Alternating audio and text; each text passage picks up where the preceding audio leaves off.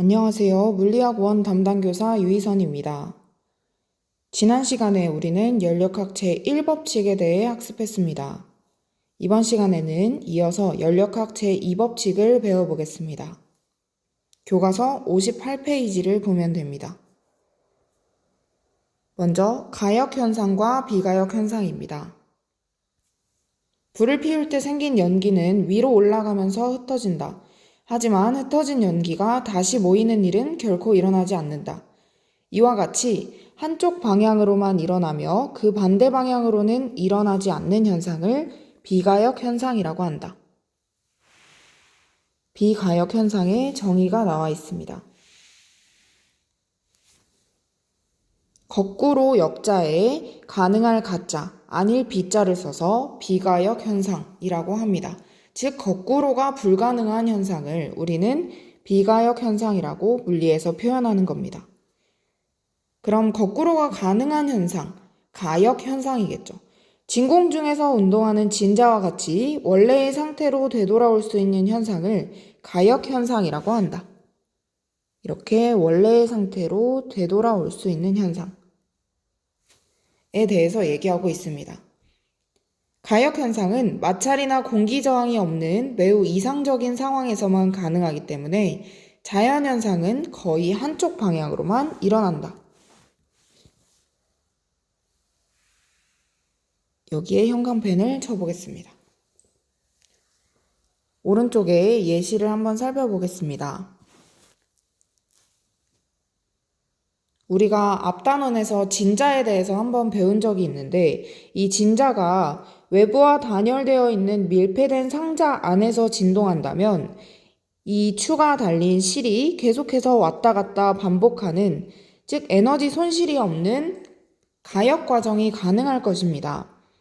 그런데 공기 중에서 이 추가 진동을 하게 되면 공기 중에서는 실이 언젠가 멈춰서 이렇게 가운데에 정지한 상태가 되겠죠.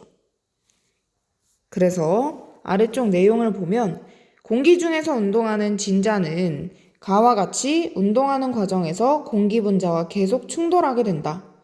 진자와 충돌한 공기 분자는 평균 속력이 더욱 커지므로 에너지를 얻게 되고 반대로 진자는 에너지가 점점 작아진다. 여기 있던 진자가 요 공기 분자들을 때리면서 이 공기 분자들의 운동 에너지를 증가시키는 것이죠. 즉 추가 가지고 있던 에너지의 일부가 공기 분자로 전달되는 것입니다. 그럼 총에너지 보존 법칙에 의해서 누군가는 에너지를 얻었다면 누군가는 에너지를 잃어야겠죠. 그래서 추가 언젠가는 정지한 상태가 되는 것입니다. 한번 멈춘 진자가 다시 움직이는 현상이 일어날 수가 없죠. 즉 여기 있던 이 공기 분자들이 다시 원래의 상태로 모여서 이 추한테 에너지를 모두 전달해서 추가 다시 움직이는 그런 이상적인 일은 일어나지가 않습니다. 그래서 자연현상에서 일어나는 대부분의 현상은 비가역 현상인 거죠. 이렇게 자연현상에서 일어나는 일이 모두 다 방향성이 있다는 법칙이 바로 연력학 제2법칙입니다.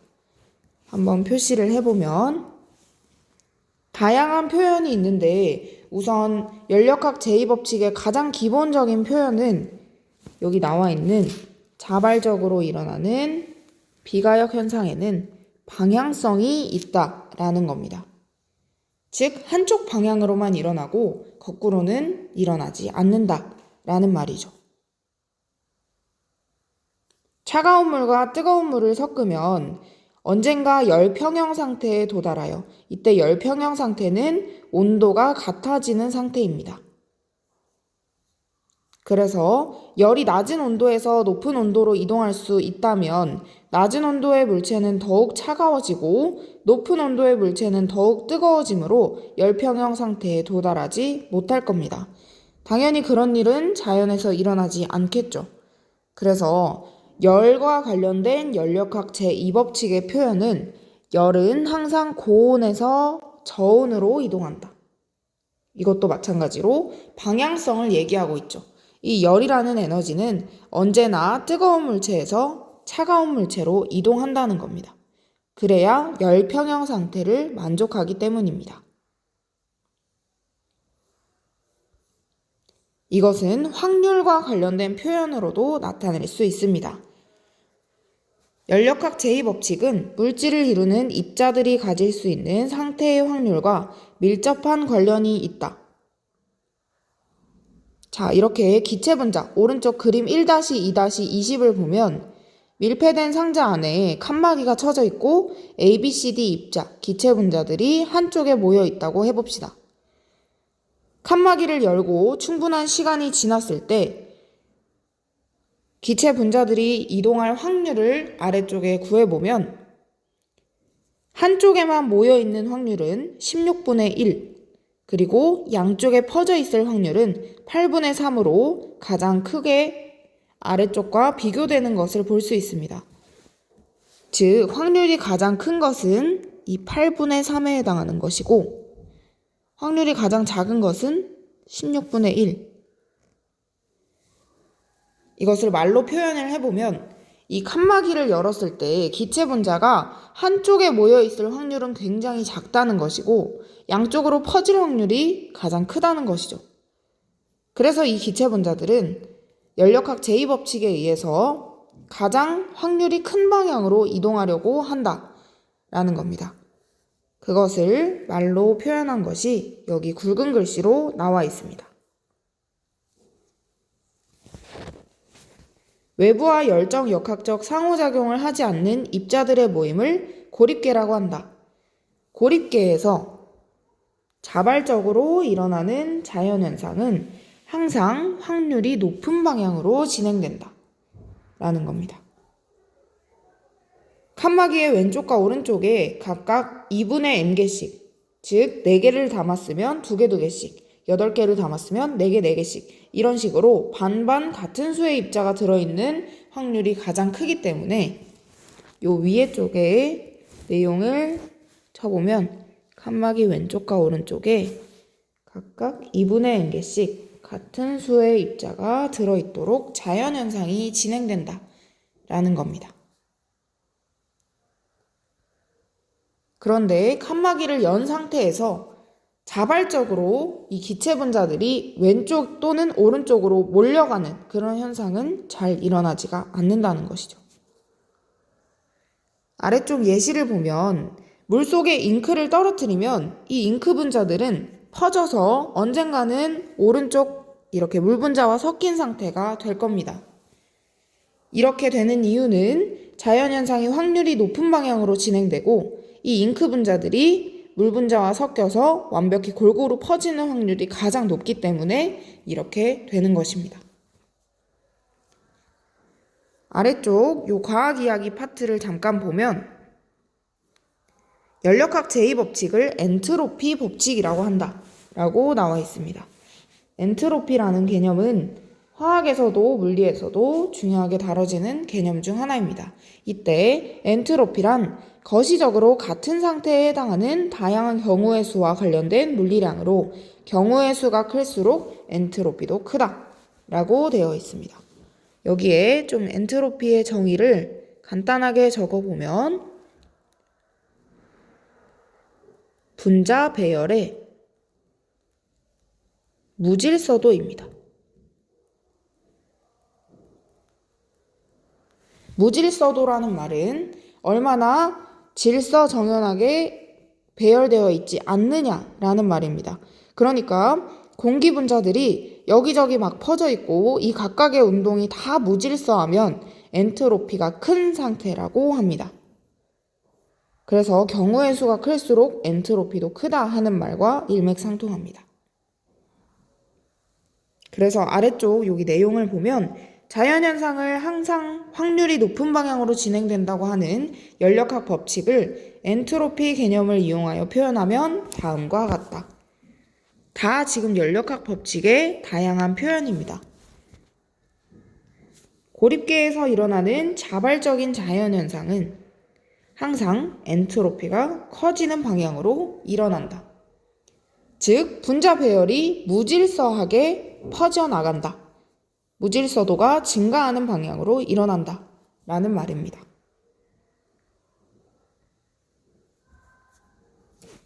자, 이 연력학 제2법칙을 열기관에 대해서 표현할 수도 있고 열과 일에 대해서 표현할 수도 있습니다. 다양한 연력학 법칙은 자주 모의고사에 다양한 표현으로 기출이 되기 때문에 여러 가지 표현을 모두 알아두는 것이 좋습니다. 열기관과 열효율입니다. 손바닥을 비비면 열이 나서 따뜻해지는 것을 느낄 수 있다. 이것은 손바닥을 마찰할 때 한 일이 열로 전환되는 현상이다. 아래쪽 그림을 보면 마찰이 있는 빗면에서 이 나무도망이 아래쪽으로 내려간다고 생각해 봅시다.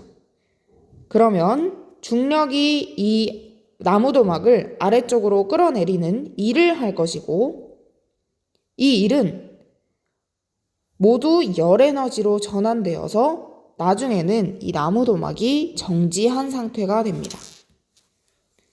즉, 이 아래쪽에 써보면 중력이 한 일이 모두 이 마찰 열 에너지로 전환이 되는 것입니다. 그런데 이 열이 갑자기 이 나무도막에 다시 모여서 이 나무도막이 빗면 위로 거꾸로 올라가는 그런 일은 일어나지 않겠죠. 그래서 일은 모두 열로 전환이 가능하지만 열이 다시 일로 모두 전환되는 것은 불가능하다라는 겁니다. 그래서 아래쪽에 연력학 제2법칙의 또 다른 표현은 일은 모두 열로 바꿀 수 있지만 열은 모두 일로 바꿀 수 없다라고 말하고 있습니다. 연력학 제2법칙은 열기관의 열효율을 이용하여 표현하기도 한다. 그림을 보면 열기관의 작동 원리를 간략하게 나타냈다고 했습니다. 열기관은 열을 일로 바꾸는 장치입니다. 앞서 연력학 제1법칙의 맨 앞부분에서 한번 다뤘습니다. 열기관은 고열원, 즉 뜨거운 온도의 열원으로부터, 즉 뜨거운 물체로부터 열 Q1을 흡수하고 그리고 저열원으로 Q2를 방출하는 기관입니다. 이때 이 Q1과 Q2의 차이만큼 바깥으로 일을 해줍니다. 예를 들면 자동차의 바퀴를 굴리는 것과 같은 그런 일을 해줄 수 있는 장치를 열기관이라고 합니다. 이때 고열원에서 흡수한 열을 Q1이라고 표현하기도 하지만 어떤 문제집에서는 QH라고 표현도 합니다. 이때는 QHot 또는 QHigh 온도가 높다고 해서 이렇게 hot 또는 high를 표현해서 QH라고 표현하기도 하고 저열원으로 방출되는 즉 차가운 물체로 방출되는 열을 QC, QCool 또는 QL, QLow 온도가 낮은 해서 QLow 이렇게 두 가지로 표현하기도 합니다. 그래서 어떤 문제집을 풀던 여러분들이 헷갈리지 않아야 합니다. 열기관은 피스톤이 계속해서 움직이며 같은 과정을 반복하는 순환 과정으로 작동한다 라고 되어 있습니다. 왼쪽에서 순환 과정을 보겠습니다. 자, 순환 과정이라는 것은 연력학 과정을 거친 후 다시 처음 상태로 되돌아오는 과정을 순환 과정이라고 하는데 그래프에서 보면 우리 PV 그래프가 중요하다는 것을 배웠었죠. 요 A점에서 출발했다고 해봅시다. 그러면 A에서 B로 가는 등적 과정, B에서 C로 가는 등원 과정, C에서 D로 가는 등적 과정, D에서 A로 가는 등원 과정 이런 네 가지 과정을 거쳐서 처음 상태로 돌아왔다고 해봅시다. 이때 등적이든 등원이든 단열이든 등합이든 상관없습니다. 어떤 과정을 거치던 처음 상태 A로 돌아왔다고 하면 A에서는 여기에 같은 점으로 돌아왔을 때는 내부 에너지 변화가 0입니다. 즉 델타 T가 0이라는 겁니다. 우리가 PV 그래프에서 같은 점은 항상 T가 일정합니다. 같은 지점은 T가 일정하고, 즉 같은 점으로 돌아오면 온도 변화가 없기 때문에 내부 에너지 변화가 없다는 겁니다. 그러면 연력학 제1법칙, 선생님이 쉽게 외우는 법 가르쳐줬죠. Q는 와플 주세요. W 플러스 델타 U. 이렇게 썼을 때 내부 에너지 변화가 0이므로 흡수하거나 방출한 열은 모두 1로 쓰인다는 거죠. 그래서 열기관의 Q1의 열을 흡수하고, 여기 아래쪽에 표시해 보겠습니다. 한 번의 순환 과정을 거치는 동안 고온의 열원에서 Q1을 흡수하고 저온의 열원으로 주변부로 Q2가 빠져나갔고, 이때 하는 일을 W라고 하면 흡수한 열에서 방출한 열을 빼주면 그게 바로 해준 기체가 한 일이 됩니다. 즉 Q1-Q2는 W가 되고, 고온의 열원에서 흡수한 열에서 방출한 열 Q1-Q2를 하면 그게 한 일이 되고, Q2를 오른쪽으로 이항시켜주면 Q1이 W 플러스 Q2가 됩니다. 이때 열기관에 공급되는 에너지에 대하여 열기관이 하는 일의 비율, 즉 QH를 흡수했다면 또는 Q1을 흡수했다면 그거에 비해서 얼마만큼의 일을 하는지를 열 효율이라고 표현하는 겁니다. 우리가 공부 효율을 얘기할 때 공부 효율이 좋다는 건 내가 공부한 시간, 투자한 시간에 비해서 성적이 잘 나오면 그때 공부 효율이 좋다고 하죠. 그래서 여기 Q1에 대하여 열기관이 하는 일의 비율을 열효율 E라고 표현을 하고, 아래쪽에 공식이 나와 있습니다. 따로 뭐 외울 필요 없이 그냥 고온의 열원에서 흡수한 열분에 얼마만큼의 일을 해주는지 W, 이렇게 Q1분의 W로 나타낼 수 있다라고 이해를 하면 됩니다. 이때 W는 Q1 빼기 Q2로 위에서 나타낼 수 있었죠. 그래서 열 효율을 구할 때는 흡수한 열분의 흡수한 열 마이너스 방출한 열을 해주면 됩니다. 이것을 Q1분의 Q1을 1로 나타내주면 1 마이너스 Q1분의 Q2 이렇게 쓸 수도 있겠죠. 즉 문제에서 Q1 또는 Q2 또는 W가 주어지면 열 효율을 계산할 수 있습니다. 통합과학에서도 열 효율은 한번 배웠습니다. 열기관은 열을 1로 전환시키는 장치이지만 열기관에 공급된 열을 모두 1로 바꿀 수는 없습니다. 앞서 연력학 제2법칙에서 열을 모두 1로 바꾸는 것이 불가능하다고 했죠.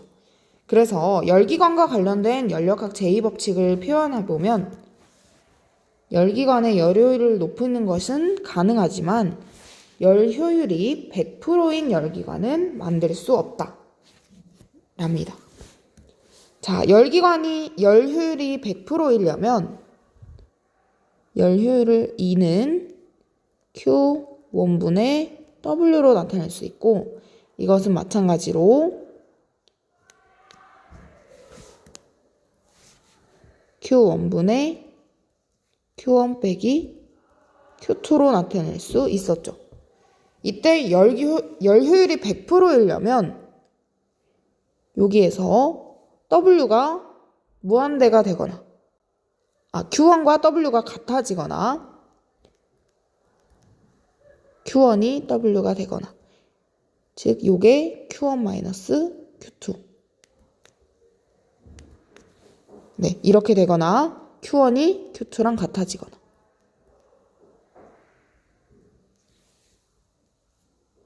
선생님 잘못 표현했네요. 다시 한번 해보겠습니다. 자, 열 효율이 100%이려면 이 값이 1이 되어야 합니다. 즉 흡수한 열을 모두 1로 바꾸거나 또는 이 값이 1이 되려면 Q2가 0이 되어야겠죠. 즉 흡수한 열이 모두 1로 바뀌거나 저온부로 방출하는 열이 하나도 없거나 이래야지 열 효율이 100%가 됩니다. 근데 왜 열 효율을 1 대 100%라고 하나요? 라고 질문을 하면 보통 우리가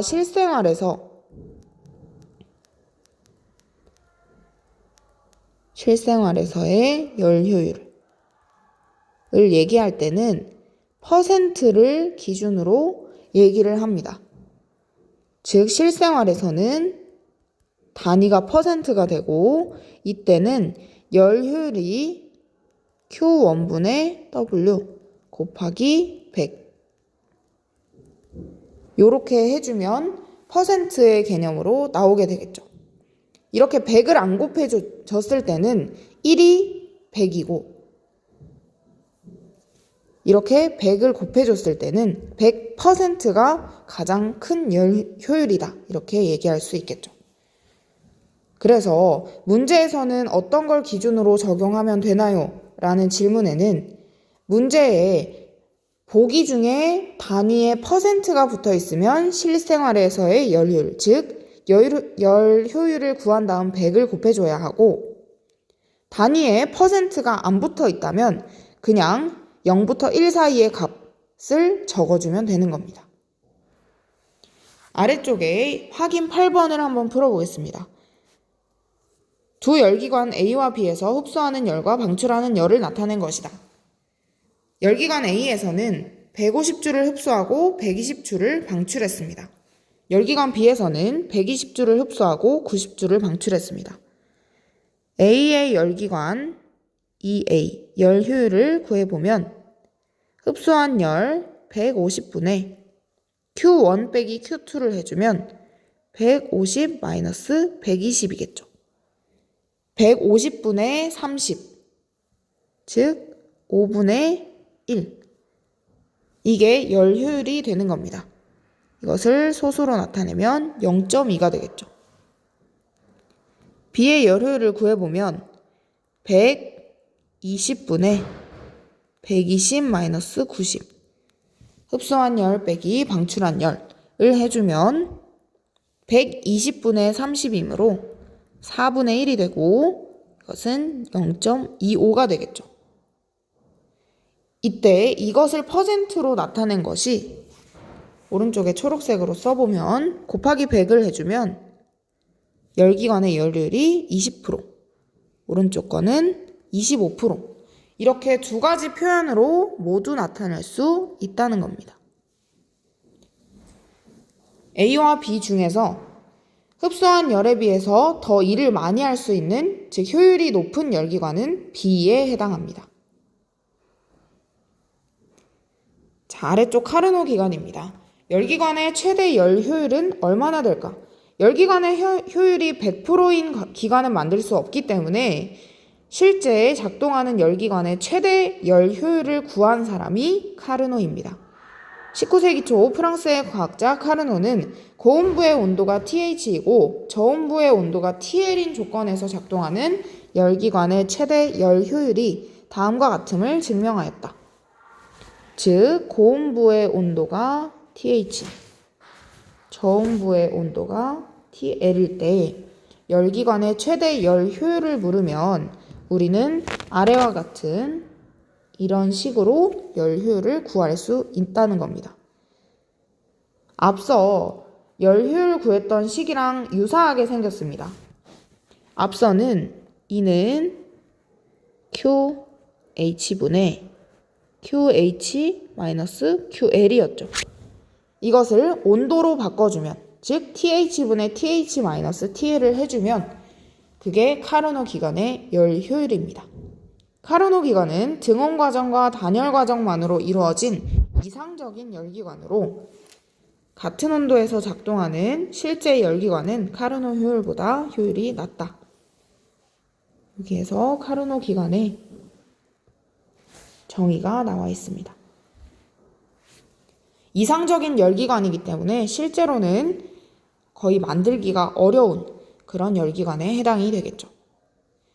만약 이 카르노 기관에서 열 효율이 100%가 되려면, 즉 연력학 제2법칙에 표현을 위배하려면, 그러면 TH가 무한대가 되거나 TH가 무한대가 되면 이 값이 0이 되기 때문에 TH분의 TL이 0이 되죠.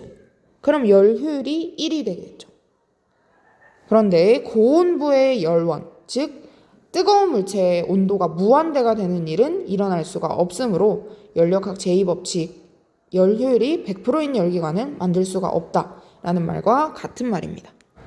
또는 이 TH가 0이 되면 마찬가지로 열 효율이 1이 되겠죠. 저온부의 온도가 0K가 되려면 이때는 절대 온도이기 때문에 단위가 켈빈입니다. 0K가 된다는 말은 분자들이 에너지를 하나도 가지지 않는 상태, 내부 에너지가 0인 상태입니다.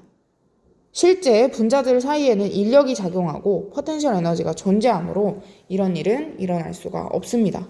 따라서 카르노 기관의 열 효율 1-TH분의 TL 이 1이 되는 경우는 없다. 즉 연력학 제2법칙을 위배할 수 없다라는 결론을 얻습니다.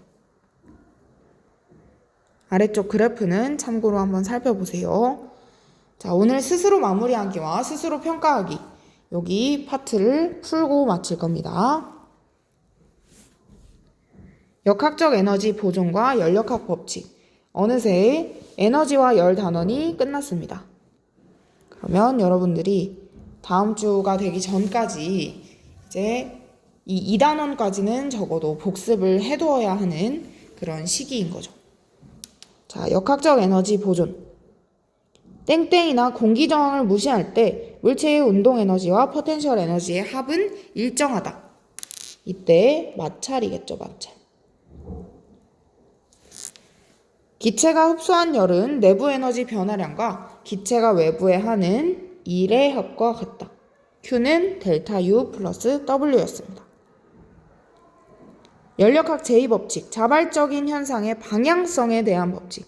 한쪽 방향으로만 일어난다 라는 게 연력학 제2법칙이었고 다양한 표현 중에 열과 관련된 표현으로는 열은 항상 고온에서 저온으로 이동한다 라는 것이었고 자연현상은 항상 확률이 높은 방향으로 진행된다. 엔트로피가 증가하는 방향으로 진행된다 라는 연력학 제2법칙의 표현이었습니다. 열기관에 공급되는 에너지에 대하여 열기관이 하는 일의 비율, 공급되는 에너지는 Q1이고 하는 일은 W죠. 이 비율을 나타낸 것은 바로 열 효율 2였습니다. 자, 오른쪽 그래프 등적, 등압, 등온, 단열 이 네 가지 과정은 선생님이 연력학 제1법칙으로 설명을 했었죠. 앞에 단원에서 중요하게 복습해두길 바랍니다. 자, 아래쪽으로 넘어가 보겠습니다. 그림은 지면으로부터 높이가 3h인 A점에서 물체를 가만히 놓는 순간의 모습을 나타낸 것이다. 가만히 놓았으니까 처음에 속도가 0이겠죠. 2h인 B점 C점을 지나 지면에 도달한다. 기억, 물체의 포텐셜 에너지는 A에서가 C에서의 3배이다.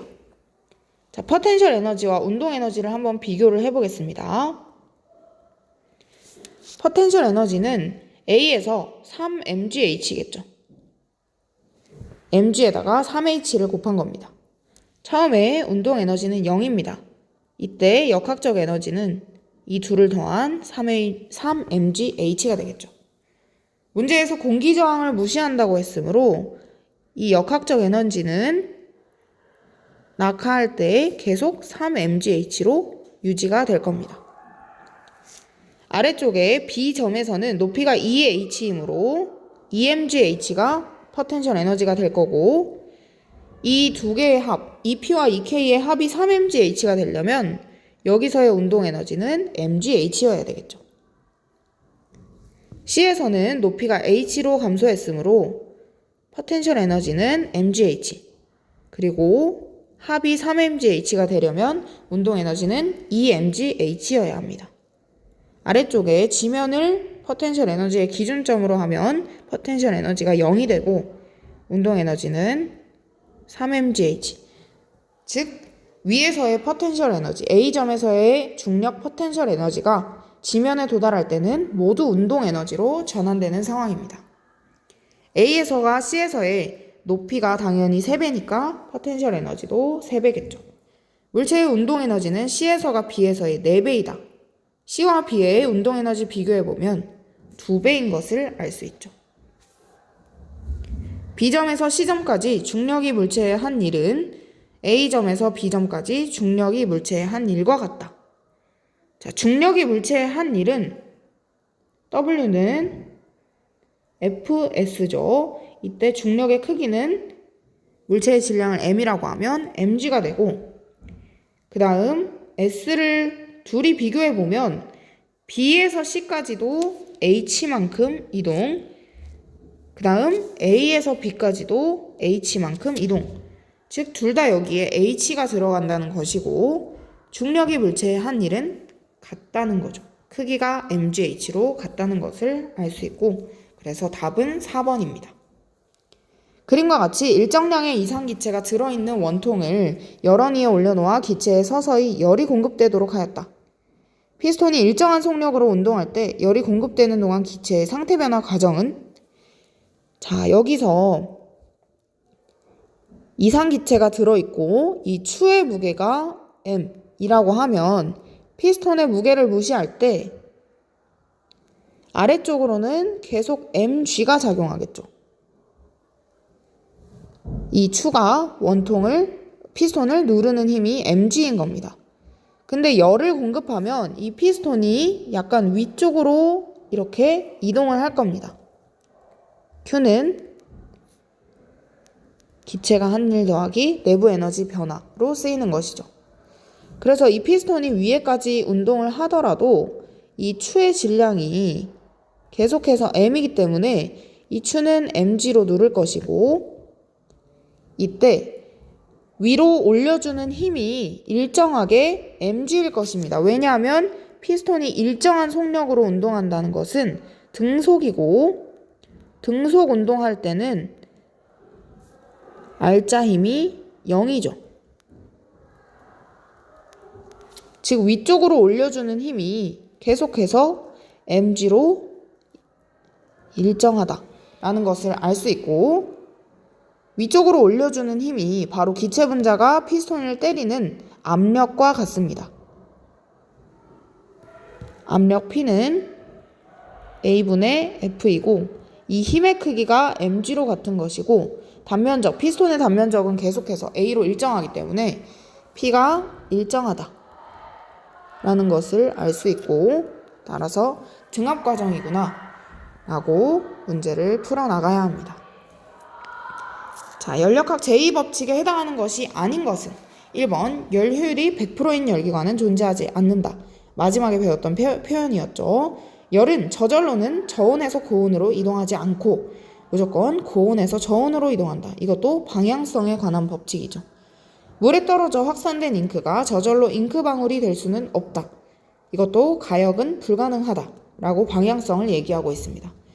마찰에 의해 멈춘 물체가 다시 저절로 움직일 수 없다. 열과 일에 대한 표현이죠. 열은 모두 일로 바꿀 수 없다. 모두 다 연력학 제2법칙인데 5번을 보면 외부 에너지의 공급 없이 계속해서 작동하는 장치는 불가능하다. 이 말은 연력학 제1법칙과 관련된 내용입니다. 연력학 제1법칙에서 즉 Q는 와플 주세유, 여기에서 Q도 0이고 델타 U도 0인데, 즉 외부에서 에너지, 열 에너지나 내부 에너지의 공급이 없이 1이 0보다 큰 상황은 일어날 수가 없겠죠. 그래서 이 5번이 답이 되고 5번은 연력학 제1법칙에 위배된다 라고 표현하면 됩니다. 그림과 같이 두 개의 공간 A, B로 구분된 용기에서 A에 N개의 기체 분자를 채우고 B는 진공으로 한 다음 밸브를 열었다. 시간이 충분히 지나면 A에만 모여있을 확률은 구해보면 이 기체 분자 한 개가 왼쪽에 있을 확률은 2분의 1이죠. 이 친구도 2분의 1, 이 친구도 2분의 1. 다 모든 분자가 A쪽에 모여있을 확률은 2분의 1의 n승이 되겠죠. 다 곱해서 2분의 1의 n제곱이 확률입니다. 시간이 지나면 기체 분자가 A와 B에 골고루 분포되는 현상을 확률의 개념을 이용하여 설명하시오. 자연현상은 확률이 가장 높은 방향으로 진행된다가 연력학 제2법칙이었고, 확률이 가장 높은 것은 그 각각의 A와 B의 같은 개수의 분자들, A와 B의 2분의 n개씩 존재할 확률이 가장 높죠. 그래서 자연현상이 이 확률이 높은 방향으로 진행되기 때문에 시간이 지나면 골고루 분포될 것이다 라고 이런 식으로 서술을 하면 됩니다. 자, 5번. 이거는 한번 글로 풀어봤던 문제입니다. 용수철 상수가 200N/m인 용수철에 1kg인 물체를 매달아 마찰이 없는 수평면에 놓았을 때 5점에 정지해 있다. 5점이 평형점이 되겠죠. 이 평형점으로부터 0.1m를 이동시킨 후 가만히 놓았을 때 속력의 최대값을 묻고 있습니다. P에 나무도막이 있다가 속력이 최대가 되는 지점은 여기에서의 포텐셜 에너지 2분의 1 kx 제곱이 모두 다 운동 에너지 2분의 1 mv 제곱으로 바뀐, 즉 평형점에서의 속도가 가장 최대다 라고 우리 앞서 배웠었습니다. 그럼 저 식을 이용해 보면 P점에서의 탄성 포텐셜 에너지 2분의 1 kx 제곱에 k에다가 200을 대입하고 x에 0.1m의 제곱을 해주면 되겠죠. 이게 모두 다 최대의 운동 에너지 2분의 1 mv 제곱인데 m은 1kg이죠. v 제곱. 그래서 v를 계산해 보면 최대 속력을 구할 수 있습니다. 계산은 여러분들이 한번 해보기 바랍니다. 처음 온도가 T1이고 처음 부피가 V1인 일정량의 이상기체를 부피가 V2가 되도록 가나처럼 변화시켰다. 가는 등압 과정, 나는 등온 과정이다. 기체가 한 일의 양을 비교하고 그 까닭을 설명하시오. 자, 기체가 한 일의 양을 비교를 하려면 여기가 P그래프, V그래프, 똑같이 오른쪽도 PV 그래프죠. PV 그래프에서 일을 비교하려면 어떻게 했어야 됐죠? 그쵸. 여기 아래에 면적을 비교하면 되죠. 면적을 비교를 해보면 이거를 W1, 이걸 W2라고 할 때 당연히 W1이 W2보다 크다는 것을 알 수 있죠. 즉 가 과정, 등압 과정에서 한 일이 더 크다라는 겁니다. 기체가 흡수한 열량을 비교하고 그 까닭을 설명하시오. 흡수한 열량은 Q로 나타낼 수 있고 Q는 W 플러스 델타 U입니다. 오른쪽에서는 계속해서 T1으로 온도가 같기 때문에 내부 에너지 변화가 0입니다. 그리고 왼쪽에서는 T1에서 T2로 온도가 증가하는 그런 과정을 거치는 것을 알 수 있죠. 그러면 가에서는 W1도 더 큰데 델타 U도 0보다 크기 때문에 결국에 기체가 흡수한 열량은 가 과정에서 더 크다라는 것을 알 수 있습니다.